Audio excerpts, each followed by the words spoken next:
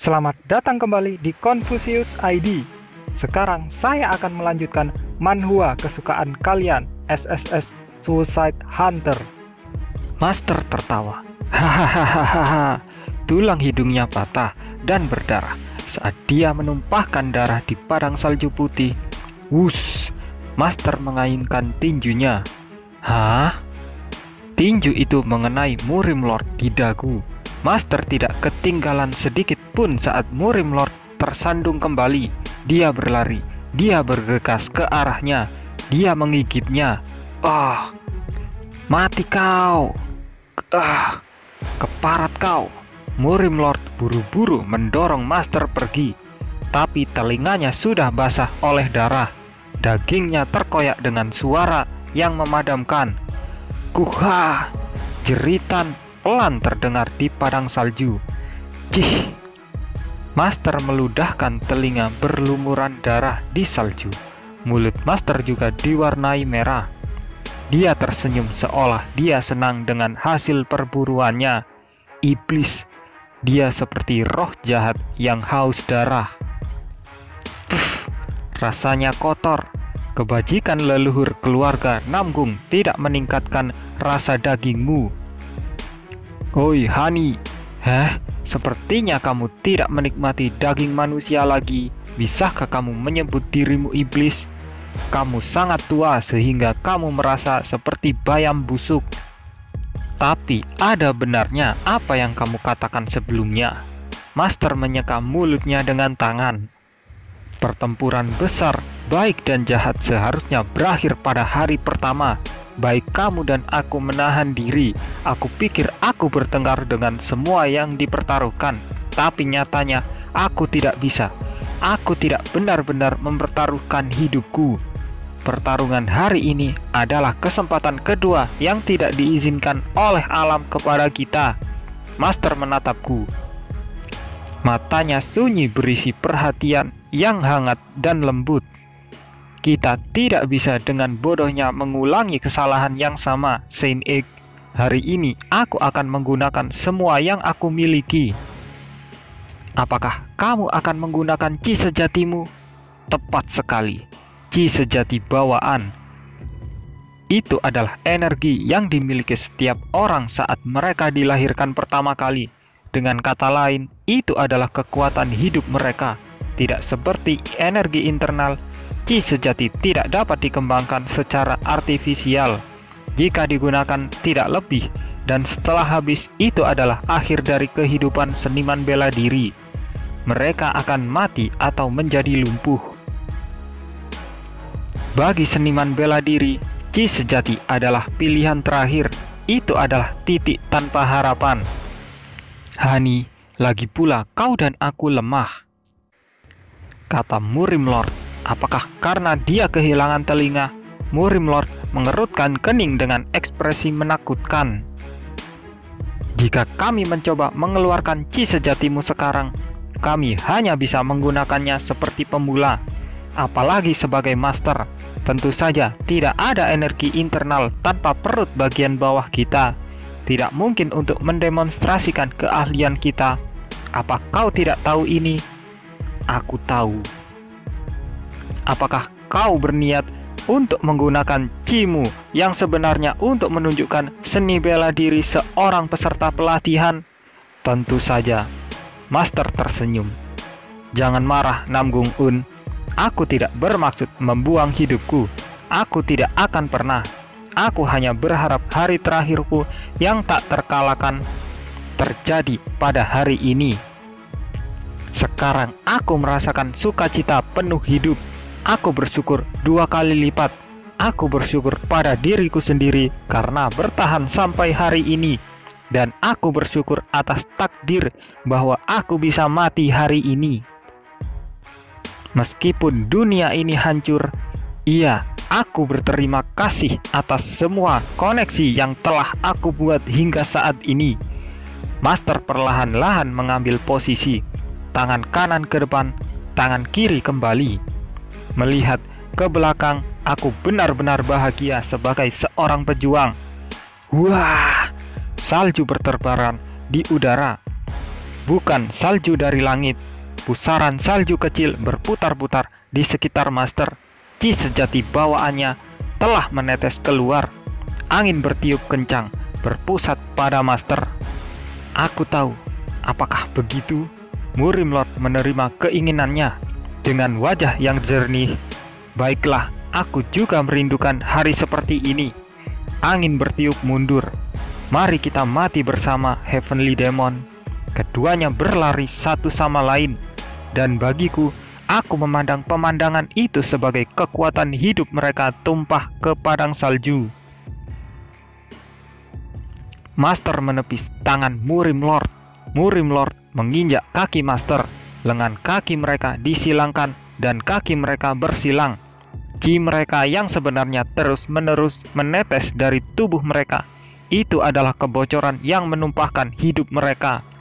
Padang salju permanen yang tidak bisa dilelehkan. Matahari bercampur dan melebur menjadi nyawa kedua pejuang. Master memukul punggung Murim Lord. Angin bertiup. Angin mengalir ke arah ujung jarinya menunjuk, dan salju mengikuti jalan ini. Di dunia yang tertutup salju, hanya jalan yang dilalui tangan dan kaki dua orang yang melintas perlahan berubah menjadi tanah kosong. Dan itu belum selesai semuanya. Sedikit demi sedikit, dengan cepat, hal-hal yang tidak putih tumbuh di sekitar tempat di mana Master dan Murim Lord bertarung.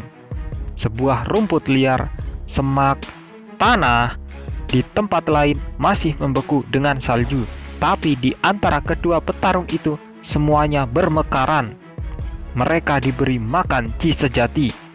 Bai Huryong berkata terus terang, ini seperti pesta tanaman karena itu adalah Chi sejati dari para ahli. Tapi meski begitu, itu hanya sementara. Meski hanya sesaat, itu sang bumi meminum Chi sejati dari kedua orang itu. Jadi surga dan bumi dengan singkat kembali ke dalam keadaan sebelum mereka terbenam dalam musim dingin yang kekal. Itu adalah hutan bunga persik. Sebatang pohon persik tumbuh dan menebal seolah-olah waktu dipercepat. Pohon persik menyerupai jari manusia. Cabang-cabang merangkak keluar dari tanah, mengulurkan tangan mereka ke langit seperti mencoba meraih sesuatu. Bunga bermekaran. Melalui kelopak bunga berwarna merah muda, melalui celah-celah cabang seperti jari, Master dan Murim Lord berduel. Tangan dan kaki mereka digerakkan dengan maksud untuk membunuh satu sama lain. Namun ditutupi oleh kelopak bunga. Itu tampak seperti tarian, dan karena itu merenggut nyawa dua orang. Itu adalah kematian yang tidak wajar. Banyak hal di dunia ini menjadi indah jika diselimuti oleh kelopak bunga. Bahkan niat membunuh, bahkan racun Masterku. Ini adalah peristiwa langka. Lapangan salju putih, kelopak persik merah berterbaran. Apakah karena satu sisi terlahir dengan tubuh yin yang ideal dan sisi lain dengan tubuh untuk seni bela diri? Yin dan yang hampir sepenuhnya menyatu. Kedua orang itu berada di dunia mereka sendiri. Aku belum pernah melihat pemandangan yang begitu aneh. Bunga persik mekar dan menutup. Musim semi tetap ada, lalu berlalu lagi. Parade Heavenly Demon. Master melangkah maju. Saat badai salju melanda, bunga persik berterbaran. Penghancuran bulan kuning. Murim Lord meraih pergelangan tangannya dan memutarnya. Angin berhenti dan bunga persik bermekaran kembali. Kelopak bunga itu kemudian terbawa angin dan mengubur bahuku. Baru saat itulah aku tahu bunga merah ini adalah darah Master dan juga Murim Lord. Kelopak bunga bermekaran karena meminum darah kedua orang ini. Aku benci kamu dan orang-orangmu. Musim dingin, aku membencimu. Aku benci sekte Justice. Aku tidak suka pahlawan. Aku tidak suka 9 sekolah besar. Aku benci 5 klan bangsawan. Kalian semua senang saat orang biasa berteriak, sangat menyendiri. Tapi bukan kebahagiaanmu yang tidak bisa aku maafkan. Tentu saja tidak. Bahkan orang sepertimu pun bisa terluka.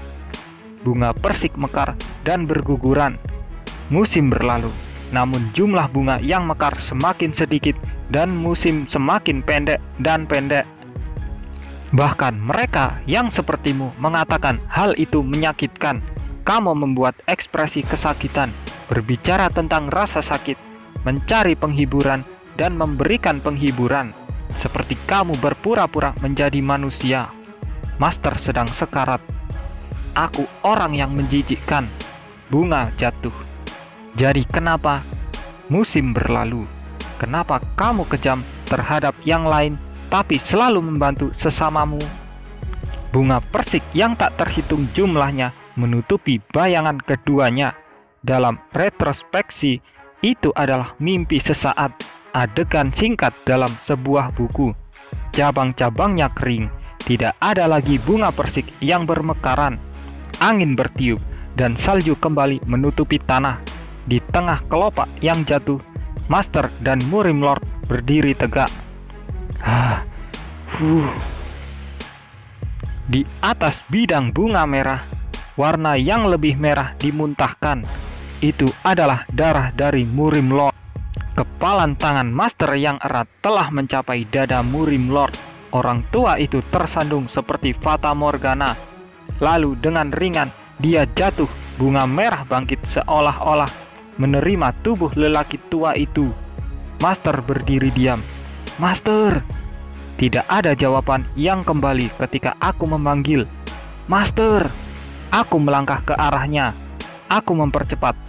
Aku berlari dan aku memeluk tubuh Master yang masih berdiri tegak. Dingin sekali. Tubuhnya dingin seperti ladang es. Master! Aku menang. Suara Master jelas. Panas tubuh yang menghilang dari tubuhnya masih tergantung pada suaranya.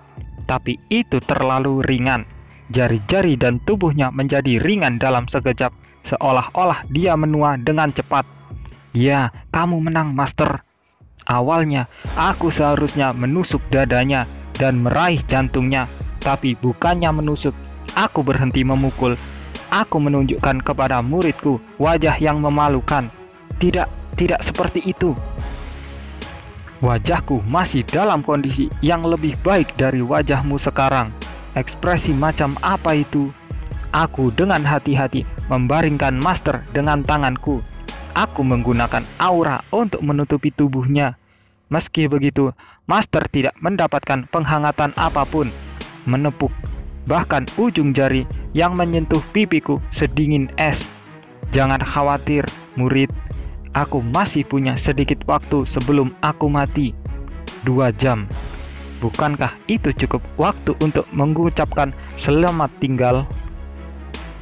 Aku hanya punya waktu 2 jam lagi untuk mendengar suara orang ini dan mendengar nafasnya. Kamu masih menangis, Master tampak sedih. Kamu mempersulit Mastermu. Tidak, aku juga mempersulitmu. Aku ingin butuh waktu lama untuk menceritakan semuanya kepadamu, tapi sikap keras kepala wanita tua ini mencegahku dari hal itu. Aku khawatir tentang apa yang akan aku tinggalkan di hatimu, apa yang akan aku berikan kepadamu. Aku khawatir aku akan meninggalkan kekosongan dalam dirimu. Bisik Master, mengeluarkan batuk berdarah yang dingin. Aku berharap kamu mengingatku seperti orang mengingat bunga pada saat dia mekar. King of Dead Nim. Aku mendengar tangisan mendesak. Itu adalah suara alkemis. Mungkin mereka baru saja menyadari bahwa pertempuran besar, baik dan jahat telah terjadi di padang salju. Saat alkemis dan party dari menara berlari ke arah kami. King of Dead Nim, apa ini? Woi, Master! Viper terkejut menemukan Murim Lord. Apakah kamu baik-baik saja? Hei Master, lihat aku, buka matamu. Orang tua itu baik-baik saja. Master batuk lagi. Serangan terakhir dangkal itu tidak masuk terlalu dalam. Dia membual bahwa keberuntungan ada di pihaknya hari ini. Menjadi lumpuh adalah keberuntungan orang itu. Apa yang kamu maksud dengan lumpuh? Alkemis membuka dan menutup mulutnya lagi. Aku tidak akan pernah membiarkan dia pergi dalam kondisi seperti itu. Lagi pula, kita tidak punya waktu untuk ini. Kalian berdua butuh perawatan. Aku baik-baik saja. Jaga orang tua itu. Tapi, aku tahu tubuhku yang terbaik ini sudah berakhir bagiku. Dan kata-kata Master, aku ingin menghabiskan waktu terakhirku dengan satu-satunya muridku. Nak, bisakah kamu meninggalkan kami berdua sendirian? Alkemis adalah seorang apoteker dan dokter. Dia mendekat dan memeriksa denyut nadi Master. Dia mengaktifkan keahliannya untuk memeriksa kondisi fisik pasiennya. Kulit Alkemis menjadi gelap. Aku memiliki painkiller. Apakah kamu ingin beberapa? Tidak perlu. Master tersenyum. Angin musim dingin sangat menyenangkan. Itu bagus dan keren untuk hatiku. Ketika aku mencapai nirwana, aku ingin merasakan angin ini. Alkemis itu berdiri, kepalanya terkulai. Dia diam-diam membungkuk ke arah Master. Medicine King yang berdiri tanpa sepatah kata pun memberi isyarat dan mengumpulkan sisa party. Tidak lama kemudian, mereka kembali ke gua bersama Murim Lord. Mereka memperhatikan Master dan aku. Master, Gongja. Master memegang tanganku. Apa yang harus kami lakukan dengan waktu yang tersisa? Apakah kamu ingin mendengar tentang masa kecilku? Apakah kamu ingin mendengar betapa indahnya markas sekte kami? Silahkan. Aku juga memegang tangan kering Master. Masih ada yang tersisa. Hidupnya belum sempurna. Masih ada potongan puzzle yang hilang, yang akan memastikan bahwa dia menikmati saat-saat terhebatnya, dan aku membuat akhir yang benar-benar memuaskan. Aku memiliki sebuah permintaan. Apa itu? Silahkan bertanding denganku. Mata Master membelalak. Sungguh tak terduga. Semua murid bermimpi melampaui Master mereka. Tapi seperti yang kamu lihat, aku tidak bisa bergerak lebih lama. Gongja, apa gunanya menang melawan orang yang bahkan tidak bisa bergerak? Jika itu bukan pertandingan yang melibatkan tubuh. Aku ingin bersaing melawan Master dengan kata-kata. Pertarungan akal ya. Jadi begitu. Pertarungan kecerdasan.